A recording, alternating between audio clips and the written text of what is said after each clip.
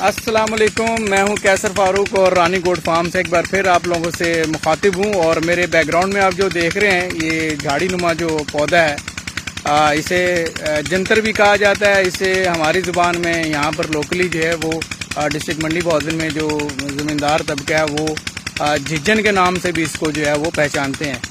ये मेरे बैकग्राउंड में जो पौधा नज़र आ रहा है या इसके अलावा जो है ये जैसे कि हमने आपको पहले भी बताया कि हमने इधर तकरीबन 10 कनाल जो है वो जंतर काश्त किया हुआ था, जिसमें से हमने इसकी चराई जो है वो कर ली है। बकरियों को हमने छोड़ा 4-4, 5-5 फुट पर, लेकिन कुछ पौधे इसमें रह गए थे। और ये असल जो टाइम है बकरियों को जंतर खिलाने का, वो मैं आपको दिखाऊंगा कि ये जो स्टेज है, इस स्टेज पर जंतर की जो फली है वो बन चुकी है। और यहाँ पर ये आप देख रहे होंगे मेरे बैकग्राउंड में, ये पत्तों के साथ साथ पत्ते कम है, फलियाँ ज़्यादा हैं।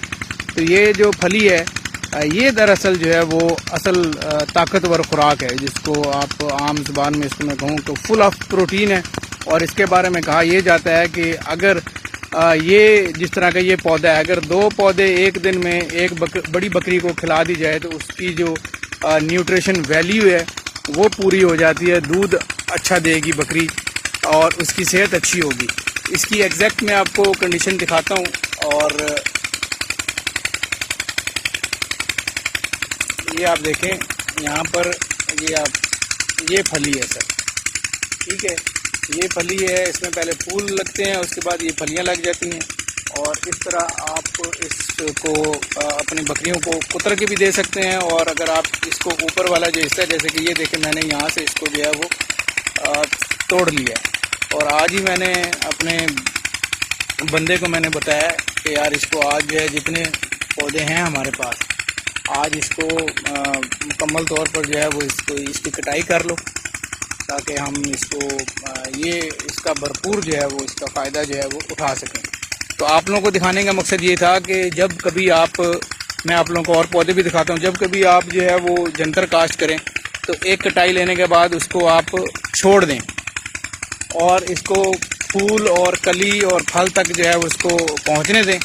और उसके बाद कटाई करेंगे तो इसका भरपूर फ़ायदा जो है वो उठा सकते हैं।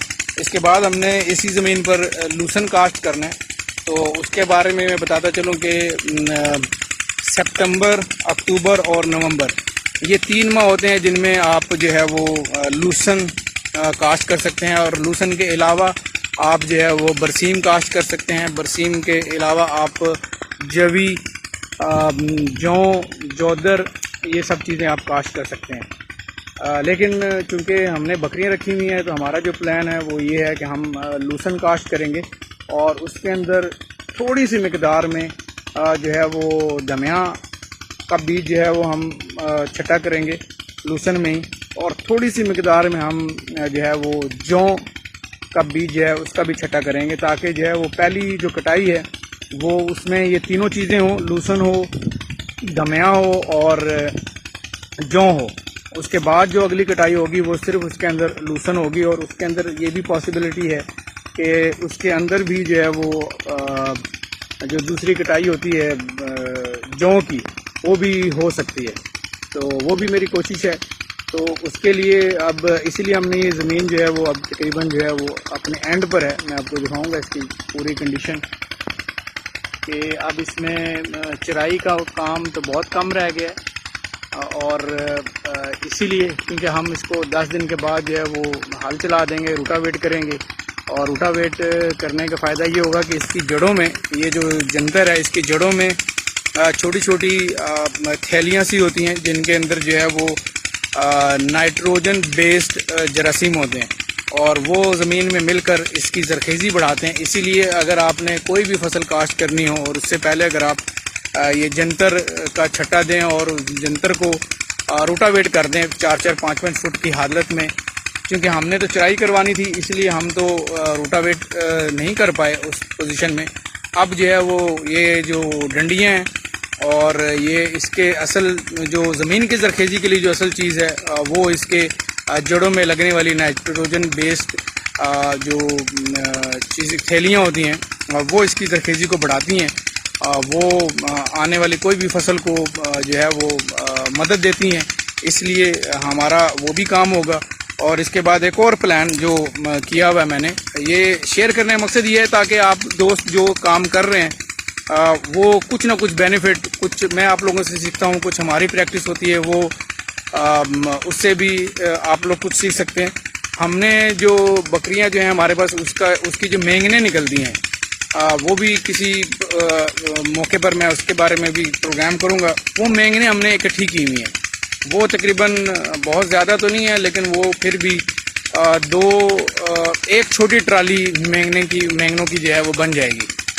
वो भी हम इसी में ही डालेंगे और इसको डाल के हम रोटावेट करेंगे। रोटावेट करने के बाद हम 10 से 15 दिन इस ज़मीन को छोड़ देंगे ताकि इसमें मज़ीद कोई जड़ी बूटी अगर उगने वाली होगी तो वो उग जाएगी।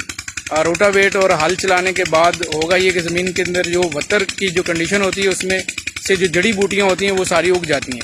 उगने के बाद हम जब दोबारा ज़मीन तैयार करेंगे फिर हम 5 दिन, 7 दिन, 10 दिन जो है वो हम छोड़ेंगे ताकि वो जो मज़ीद गंद जड़ी बूटी उगी होगी उसको फिर हम जो है वो तल्फ़ करेंगे और ज़मीन हमारी बिल्कुल साफ़ हो जाएगी। बिल्कुल अगर ना भी हो तो उसके अंदर 70-80% जो जड़ी बूटियाँ हैं वो ख़त्म हो जाती हैं और उसके बाद फिर हम जो है वो काश्त करेंगे लूसन इंशाल्लाह। तो उस मौके पर भी हम उस हवाले से बातचीत करेंगे। अब तक के लिए अल्लाह हाफ़िज़।